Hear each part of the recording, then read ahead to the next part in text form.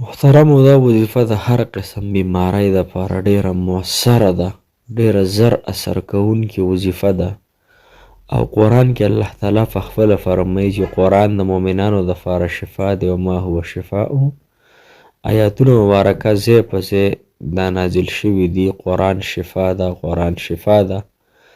خو موږ ډاکټرانو پسې ګرځو. ډاکټرانو له تلل هم سنت عمل دی، خو هغې نه مخکې ته دا وظیفه وکړه.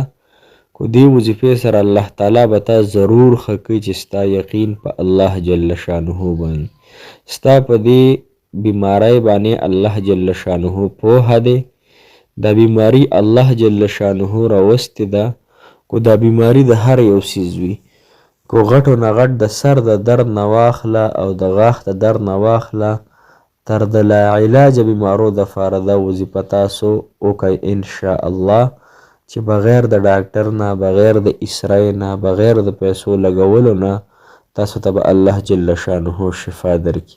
ستاسو بدن کې زخمونه دي، دردونه دي، ګرده خرابه ده، زړه مسله ده، شوګر مسله ده، دغه رنګې کینسر وغیره دی، یا دغه رنګې تبه نه ښه کېږي، ټوخی ده، سینه نه ښه کېږي، بلغم دي، یا چې څه رنګې بیماریانې د زنانو دي او که د نارینهو دي، د ټولو بیمارانو د ښه کېدو دپاره الله جل شانه دا یو آیات تاسو تلاوت کوئ. په دې طریقه کومه طریقې سره چې زه راته وښیم انشاء الله چې الله جل شانه به دې ټولو مرضونو نه تاسو له په یو دوه ورځو کې انشاء الله صحت درکړي.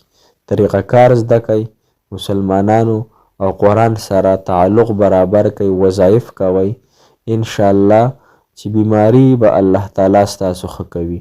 کو تاسو دوایانې خورئ، یو سیټ ته ښه کوي، بل سیټ ته نور نقصان پیدا کوي، معده خرابوي، دا بغیر د دغه نه ټول بدن بیمارو دپاره دا وظیفه ده. مسلمانانو راځئ واورئ. السلام علیکم ورحمة الله وبرکاته. ډیرو محترم مسلمانانو په دین مینو باندې تاسو به روغ جوړ یې، د صحت په جامو کې به یې الله جل شانه خوشحاله او باد تر و تازه کامیاب لره. اوس یو داسې مریض دی چې په یو داسې بیماری کې مبتلا دی چې هغه بیماري نه ښه کېږي. د دنیا ټسټونه یې وکړه، اسریان یې ویستی، چا زړی دی، چا ارقان دی، د چا د زړه مسره ده، یا دغه رنګې ډاکټر د ده په علاج باندې نه پوهېږي. نو کومې بیماری چې د ډاکټرانو سره الله تعالی نه ښه کوي هغه به دې وظایفو سره الله تعالی ښه کوي، او دې آیات مبارکه سره به الله جل شانه ښه کوي. نو انشاءالله چې موږ یقین سره دا وظیفه وکړو، ګوره بیماریانې الله تعالی راولي انسان باندې، یا په دې وجه چې د انسان نه ګناهونه ورجوړېږي، یا په دې وجه چې د انسان درجات بلند شي، مرتبه یې اوچته شي. نو دا خبره په ذهن کې کېدوئ چې اثر کوونکی څوک دی، په دې دوایه کې هم الله جل شانه اثر اچوي، او په دې وظیفه کې او د قرآن کې الله تعالی په خپله فرمایي چې قرآن شفا دی، او قرآن د مریضانو دپاره ده او د ټولو مؤمنانو مسلمانانو دپاره هر رنګې شفا کوونکی دی. مسلمانانو ډاکټر خو تاسو نه پیسې هم واخلي، تاسو وخت هم خراب شي، دې وظیفې سره به الله تعالی ستاسو نه پیسو پرابلم به وي، صرف لږ ټیم وباسه د الله د رضا دپاره، په یقین دهان سوچ سمه سره دا وظیفه وکړه انشاء الله چې الله تعالی به صحت درکړي. اوس د دې وظیفې طریقه کار څه دی؟ فدعا ربه انی مغلوب فانتصر.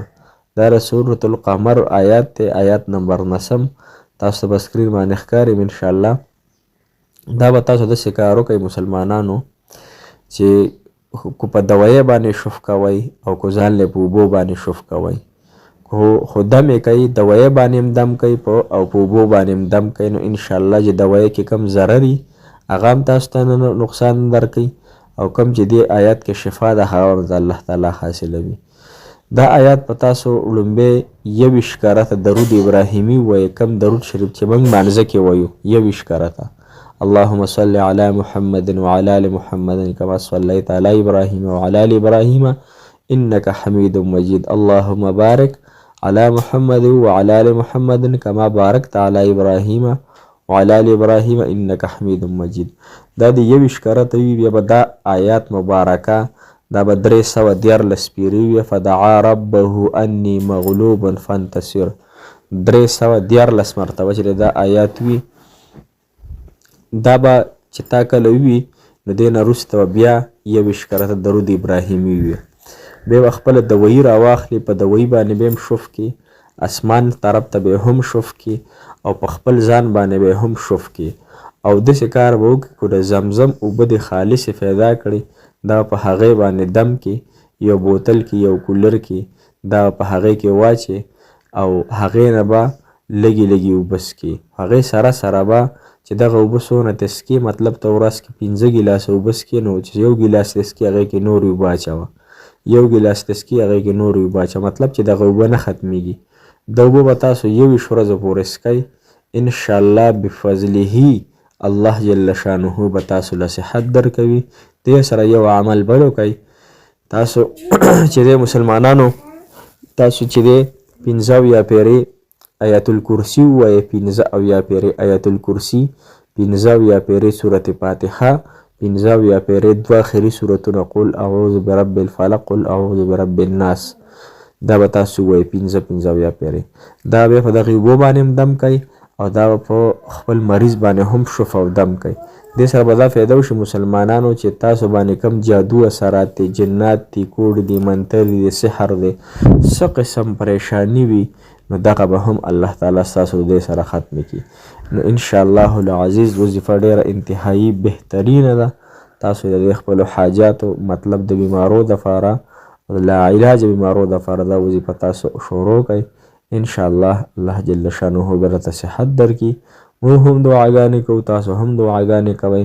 الله جل شانه د تمامو هغه بیمارانو له صحت کامله عاجله ورکړي، تمامو پریشانانو دی الله تعالی پریشانی پوره ختم کړي. الله جل شانه مو د زړه مرادونه پوره کړه. جزاک الله خیره.